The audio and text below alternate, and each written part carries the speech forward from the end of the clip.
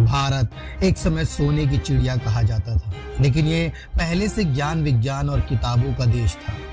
इस यूनिवर्सिटी की लाइब्रेरी, जिसका नाम धर्म कुंज था, उसमें 90 लाख से ज्यादा किताबें थी, जिनमें भारतीयों के नॉलेज और रिसर्च का पूरा निचोड़ था। लेकिन इस यूनिवर्सिटी में एडमिशन के लिए एंट्रेंस टेस्ट देना होता था, जिसे महज 10 से 20% लोग ही पास कर पाते थे। जहाँ के ज्ञान की सीमा का अंदाजा सिर्फ इस बात से ही लगाया जा सकता है कि उसके द्वारपाल से लेकर सब चपरासी भी ज्ञानी थे। और यही लोग यूनिवर्सिटी आने वाले छात्रों का पहला टेस्ट दुनिया भर के विषयों के प्रश्नों को पूछकर करते थे। मगर अफसोस, ये यूनिवर्सिटी किसी अज्ञानी की अज्ञानता और जलन की आग में जलकर राख हो गई।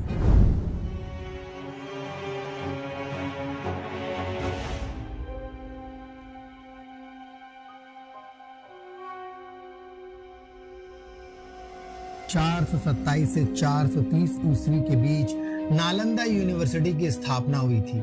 इसे दुनिया का पहला रिहायशी विश्वविद्यालय कहा जाता है, जहां एक समय में मध्य पूर्व एशिया के करीब 10,000 छात्र एक ही कैंपस में रहते हुए अध्ययन करते थे। उस वक्त वहां की लाइब्रेरी में करीब 90 लाख किताबों का संग्रह था। ये छात्र मेडिसिन, तर्कशास्त्र, गणित और बौद्ध सिद्धांतों के बारे में अध्ययन करते थे। इस विश्वविद्यालय की भव्यता का अंदाजा इसी से लगाया जा सकता है कि इसमें 300 कमरे, 7 बड़े कक्ष और अध्ययन के लिए 9 मंजिला एक विशाल पुस्तकालय था, जिनका नाम धर्मगुंज हुआ करता था। तिब्बती धर्मगुरु दलाई लामा ने एक बार कहा था कि हम लोगों को जो भी बौद्ध ज्ञान मिला है वह सब नालंदा से आया था। शून्य की खोज करने वाले खगोल विज्ञान और गणित के महान आचार्य आर्यभट्ट भी कभी इस यूनिवर्सिटी के प्रमुख थे। अनेक असाध्य रोगों की औषधियां बनाने वाले महान रसायनज्ञ नागार्जुन यहीं के छात्र थे।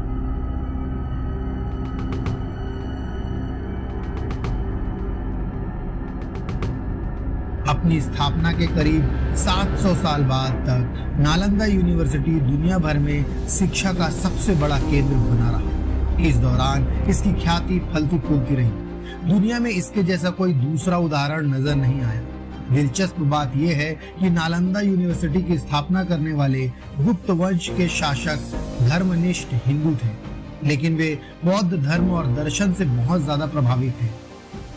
प्राचीन भारतीय चिकित्सा प्रणाली यानी आयुर्वेद के बारे में नालंदा विश्वविद्यालय में काफी कुछ सिखाया जाता था। बाद में यहाँ के छात्रों के जरिए ये दुनिया के दूसरे हिस्सों तक फैला।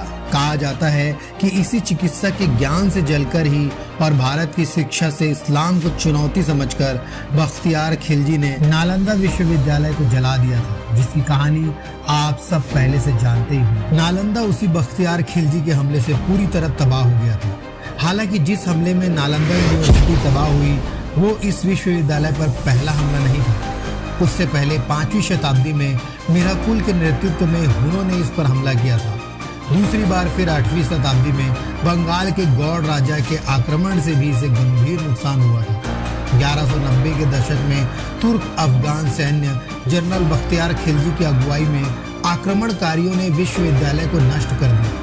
उत्तर और पूर्वी भारत की अपनी विजय के दौरान खिलजी बौद्ध ज्ञान के इस केंद्र को मिटा देना चाहते थे। नालंदा विश्वविद्यालय को जलाए जाने की घटना के पीछे की अपनी कहानी है। इतिहास कहता है कि एक बार बख्तियार खिलजी बुरी तरह से बीमार पड़ा। उसने अपने हकीमों से काफी इलाज करवाया, लेकिन कोई असर नहीं हुआ। तब किसी ने उसे नालंदा यूनिवर्सिटी की आयुर्वेद शाखा के प्रधान राहुल श्रीभद्र जी से इलाज करवाने की सलाह दी, लेकिन खिलजी किसी हिंदुस्तानी वैद्य से इलाज करने के लिए तैयार नहीं था। उसे अपने हकीमों पर ज्यादा भरोसा था। उसका मन यह मानने को तैयार ही नहीं था कि कोई हिंदुस्तानी डॉक्टर उसके हकीमों से भी ज्यादा काबिल हो सकता है। कई हकीमों से सलाह करने के बाद आखिरकार खिलजी ने इलाज के लिए श्री राहुल भद्र जी को बुलाया। खिलजी ने उनके सामने शर्त रखी कि वो किसी हिंदुस्तानी दवा का इस्तेमाल नहीं करेगा और अगर वो ठीक नहीं हुआ तो उन्हें मौत की नींद सुला देगा। ये सुनकर राहुल श्रीभद्र सोच में पड़ गए।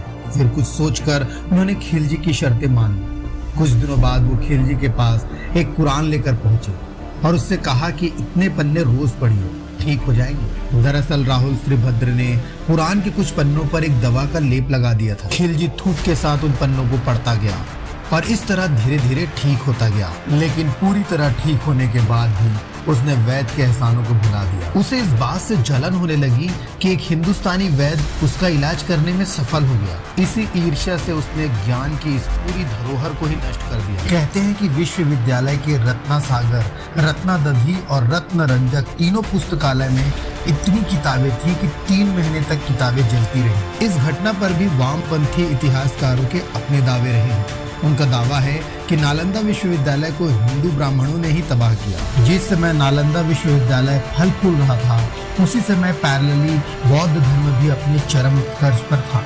लेकिन समय के आगे बढ़ते बढ़ते बौद्ध धर्म और हिंदू धर्म के बीच संघर्ष बढ़ गया, जिसकी कहानी आप राम शरण शर्मा के इतिहास की किताब में पढ़ सकते हैं। कुछ इतिहासकार इसी संघर्ष और नालंदा में बौद्धों के वर्चस्व से उपजी जलन को नालंदा के जलकर खाक बन जाने का कारण मानते हैं। कुछ इतिहासकार लिखते हैं कि नालंदा के उद्घाटन के वक्त भोज में शामिल कुछ ब्राह्मणों पर बौद्धों ने पानी फेंक दिया था, जिससे हुए अपमान का बदला लेने एक ब्राह्मण ने तंत्र सिद्धि प्राप्त कर नालंदा को अपने तंत्र से खत्म कर दिया था। लेकिन यह बात वैज्ञानिक सम्मत ठीक नहीं लगती। वैसे हमने भी तंत्र पर एक वीडियो बनाया है, वक्त मिले तो जरूर देखिएगा।